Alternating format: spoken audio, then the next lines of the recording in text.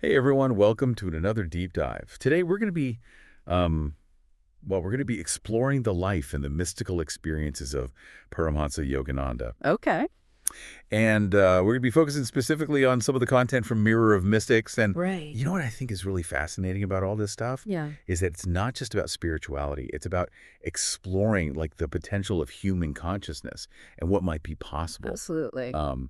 And I'm really excited to unpack these incredible stories with our expert. Yeah, let's dive in. So right from the get-go, Yogananda's life was marked by all these mystical experiences, even as a child. Like, Wow. imagine being a kid and your mom prophesies that you're going to Yeah. be guided by this great guru. Okay. And then bam, like enters Swami Yukteswar. It's almost like he was destined for something special, right? Right. Like he was meant for a really unique path. Yeah, and it gets even more intriguing Oh. because the source mentions that Yogananda experienced these spontaneous states of samadhi as a child. Samadhi. Yeah, so for those who might not know, samadhi is this state of deep meditative absorption I see. where one experiences like this blissful union with the cosmos.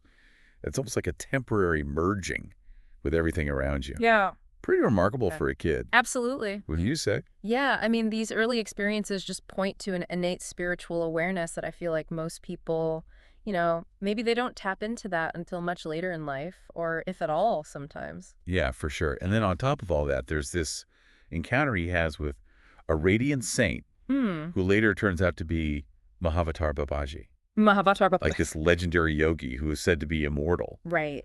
And this encounter just left such a powerful impression on young Yogananda. I bet. The source describes it as like an electric current of divine energy coursing through his body. That's wild. I know. It highlights this whole concept of spiritual transmission, right? Like Yeah. the idea that wisdom and energy can be passed directly from a master to a student, Right. like a spark being ignited.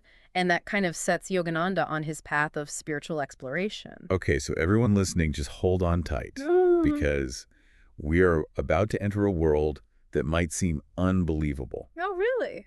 This source describes numerous, just mind-boggling events surrounding Yogananda, from materializations to healings What? and even instances of what could be bilocation and astral travel. So these accounts really challenge our everyday understanding of what's possible, right? I mean, they make us question if there are realms and forces beyond our current scientific grasp, Totally. Like, for example, there's this story about Yogananda's guru, Swami Yukteswar, Okay. materializing an object out of thin air. Wow. Like it's magic. Like straight up magic. It makes you wonder if these advanced yogic practices can really manipulate matter or if we're just witnessing something that bends our perception of reality. I mean, that's a big question, right? Yeah. It is definitely something that sparks the imagination. While science might not have an explanation yet, Yeah. that doesn't necessarily mean that these accounts are false. Right. Perhaps they point to aspects of reality that we just haven't developed the tools to measure yet. Right. And then there are these fascinating accounts of Yogananda healing people instantly with prayer and touch. Wow. And these accounts often defy medical explanations. It's almost like this concept of energy healing. Yeah. Where focused intention and a heightened life force can really influence another person's well-being. Right. The role of belief is also key here. The idea that the recipient's faith in the process can play a huge role. Oh, for sure. And it just keeps getting wilder. Oh, no. We encounter stories of saints seemingly being in two places at once, Whoa. and descriptions of Yogananda's own astral travel experiences, Okay. where his consciousness seemed to separate from his physical body. That's wild. There's even this intriguing account of Swami Pranabhananda, another saint seen alive in two places after his supposed death, as documented in Autobiography of a Yogi. I don't know, this one really makes you think. It raises the fascinating question of consciousness. Yeah. Existing beyond the physical body. Right. Can we actually detach from our physical form and experience other realities? Right. The accounts are compelling, but verifying them presents obvious challenges. Yeah, so, I mean, these stories are definitely thought-provoking. I mean, is there any way to approach these accounts from like a scientific or rational perspective?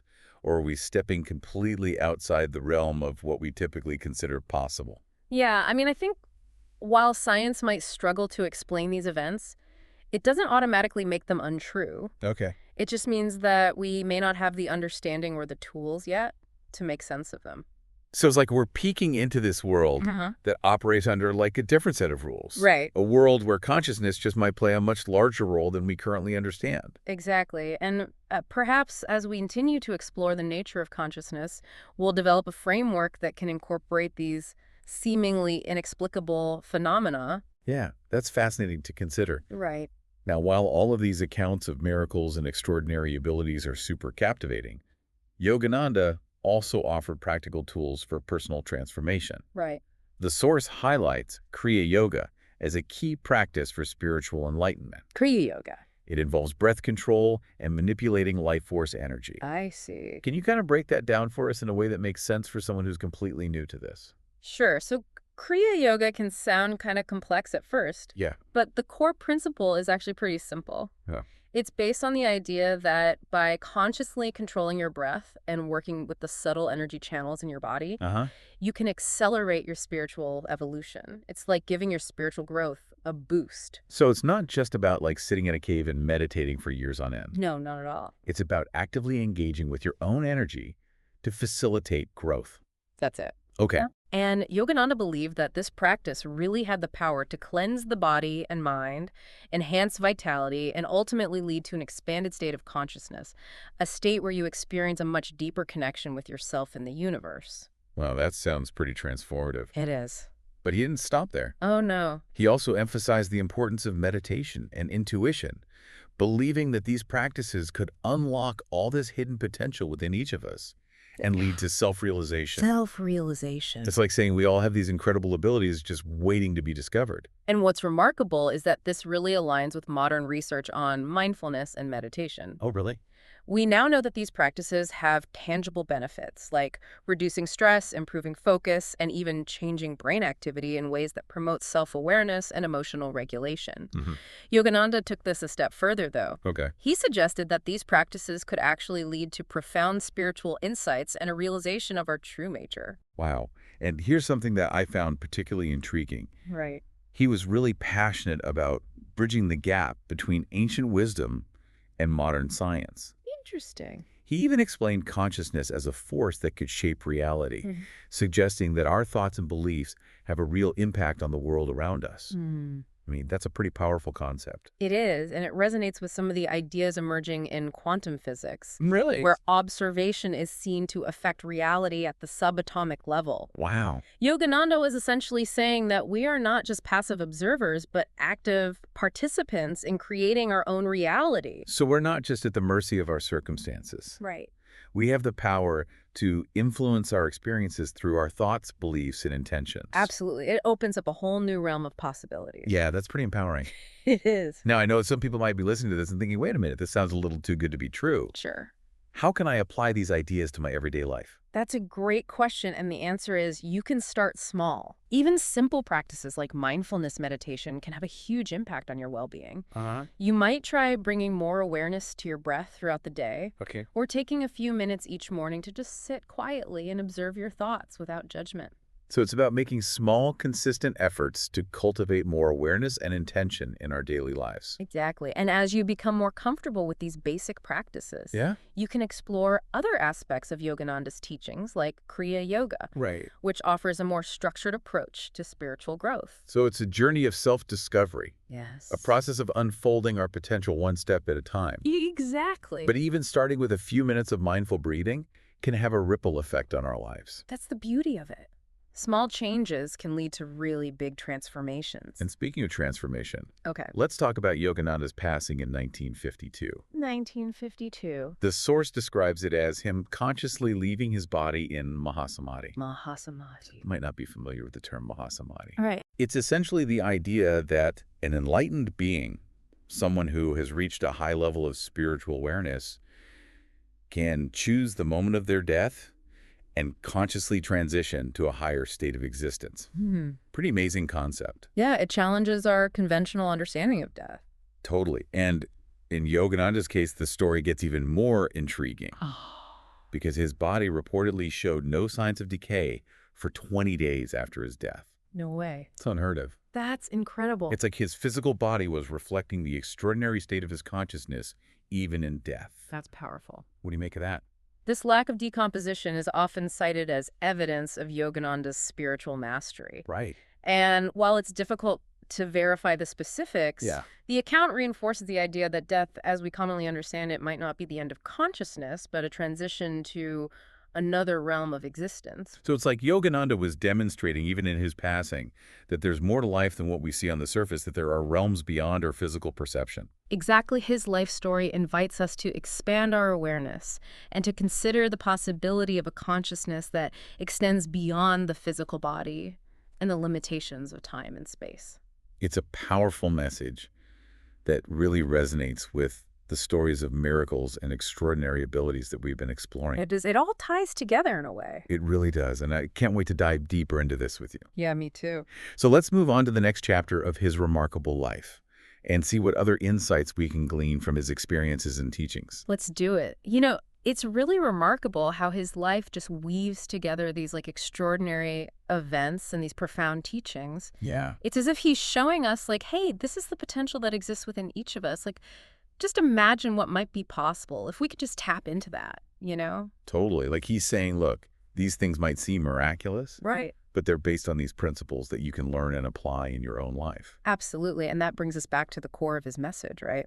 Kriya Yoga, meditation, intuition, and this idea that consciousness itself can shape reality. Okay, so we've mentioned Kriya Yoga a few times now, Right. but for someone who's hearing about it for the first time, it can sound kind of mysterious. Sure. Can you explain it in a way that makes sense for someone who's brand new to this whole concept? Imagine this. You're using your breath, specific postures, and focus concentration to awaken and direct the flow of energy within your body. That's essentially what Kriya Yoga is all about. Okay. Yogananda described it as a scientific method for accelerating your spiritual evolution. It's like giving yourself a spiritual jumpstart. So it's not just about passively waiting for enlightenment to just strike you. No, not at all. It's about actively engaging with your own energy That's it. to promote spiritual growth. Exactly. And according to Yogananda, the benefits of Kriya Yoga go beyond just spiritual development. Okay. It can also enhance your physical health, mental clarity, emotional well-being. So it's like a holistic approach. Think of it as a holistic approach to personal transformation. That sounds amazing. Yeah. But I think some people might be hesitant to just dive into something that sounds so intense. Yeah. Maybe they're thinking I don't have time for all that, or I'm not sure if I'm ready for such a big commitment. Right. What would you say to someone who's curious about it, but feeling a little intimidated? I totally understand that feeling. It's important to approach any new practice with a sense of curiosity and respect for your own limits. Right. But remember, you don't have to jump into the deep end right away. Okay. Even starting with a few minutes of focused breathing or simple meditation techniques can have a profound impact. So it's about building that foundation. It's about building a foundation and gradually incorporating these practices into your life. And finding what resonates with you. Exactly. And starting at a pace that feels comfortable. And you might be surprised at how quickly you start noticing the benefits. Yeah. Like what kind of benefits? A sense of calmness, increased focus, and a deeper connection with yourself. Now, we've talked about Kriya Yoga, but he also emphasized the importance of meditation and intuition. Yes. He believed that these practices could unlock hidden powers within us, leading to self-realization. Self-realization, that's a big claim. It is, but think about it this way. What if we all have these incredible abilities that we're just not aware of? Right. What if meditation and intuition are the keys to unlocking those dormant potentials? And what's really fascinating is that modern science is starting to catch up with this ancient wisdom. Oh, really? We're learning that meditation can have a huge impact on our brain and our overall well-being. So even if we're not looking for some mystical experience, these practices can have real, tangible benefits in our everyday lives. Absolutely. Meditation can help you manage stress more effectively, improve your focus, even boost your creativity. And as you cultivate your intuition, you'll probably find yourself making better decisions and feeling more aligned with your true purpose. So it's like tapping into this inner guidance system. It's been there all along. And the more you practice, the stronger that connection becomes. Now, I know some people might be listening to all this talk of miracles and spiritual powers with a healthy dose of skepticism. Sure. Come on, this is all a bit far-fetched. Right. How would you address that kind of skepticism? Skepticism is a natural part of the learning process. Right. It's important to question and critically examine any new information that we encounter. Yeah.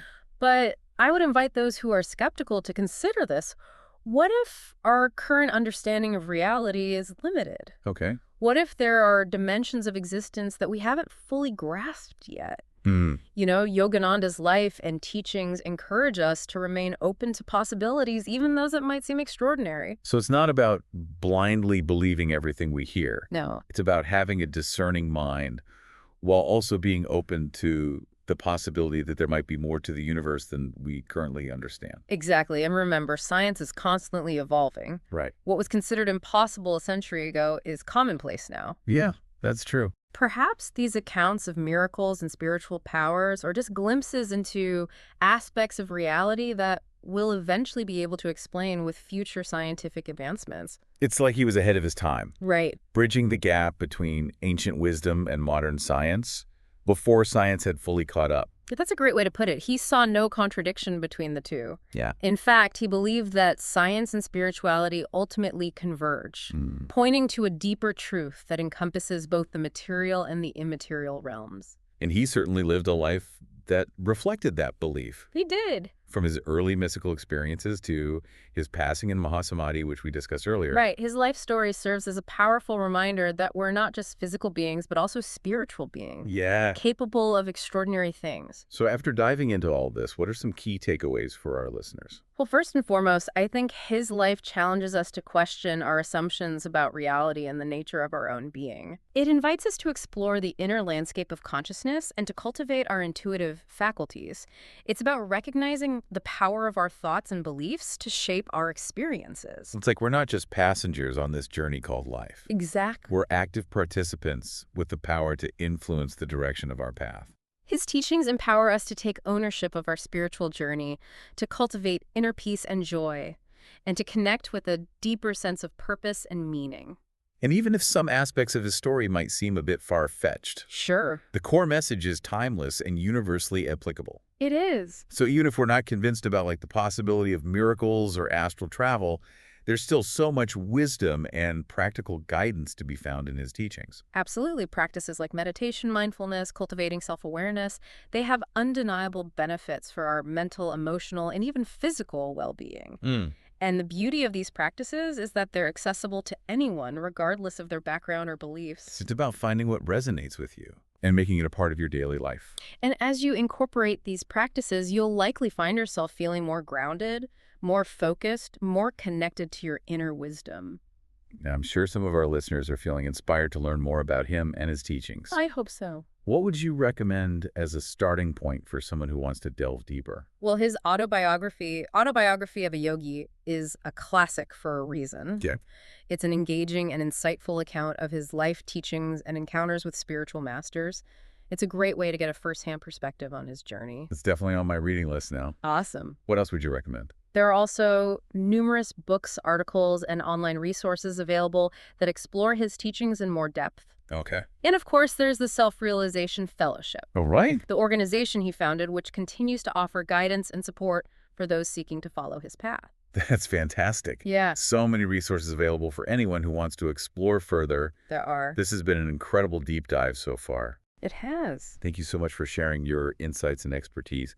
I feel like I've gained a whole new perspective on spirituality and the potential of human consciousness. Oh, the pleasure has been all mine, honestly. His story is one that continues to inspire and challenge us to this day.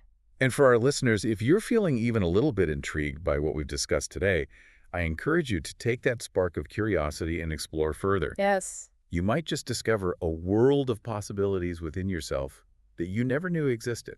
And who knows, maybe you'll even start experiencing a few miracles of your own.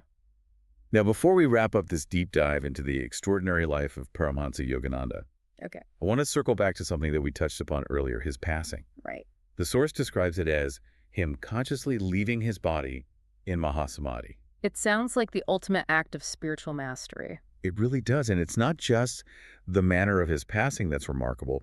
It's also that his body reportedly showed no signs of decay for 20 days afterwards. Right. I mean, that detail has been discussed and debated for decades, fueling the mystery surrounding his legacy.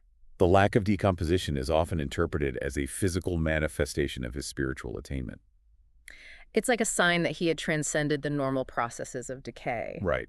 And while there's no scientific consensus on this phenomenon, it certainly raises some pretty intriguing questions about the relationship between consciousness, the physical body, and the nature of death itself. It definitely makes you wonder, doesn't it? Yeah. What if death, as we typically understand it, isn't the end, but a transition to another realm of existence? Right. What if consciousness continues beyond the physical body? These are questions that have captivated philosophers and spiritual seekers for centuries. They have. And his life and teachings, particularly the accounts of his passing, offer a compelling perspective on these profound mysteries. They do. They encourage us to contemplate the nature of our own being, to explore the possibilities that exist beyond the confines of our current understanding. It's almost like he was showing us, even in death, that there's more to life than meets the eye, that there are realms of existence beyond our limited perception. Exactly. His life story invites us to expand our awareness, to look beyond the surface of things, and to consider the existence of dimensions that we may not be able to fully grasp with our current scientific tools or rational minds. Right. It's a call to embrace the mystery, to cultivate a sense of wonder and awe in the face of the unknown. And I think that's a beautiful message to end on. It is. This deep dive into the life of Paramhansa Yogananda has been truly mind-expanding. We've encountered accounts of miracles, explored profound spiritual teachings, and contemplated the mysteries of life and death. It's been a journey through a world where the impossible seems possible, where the boundaries of reality are stretched, and our understanding of consciousness is challenged.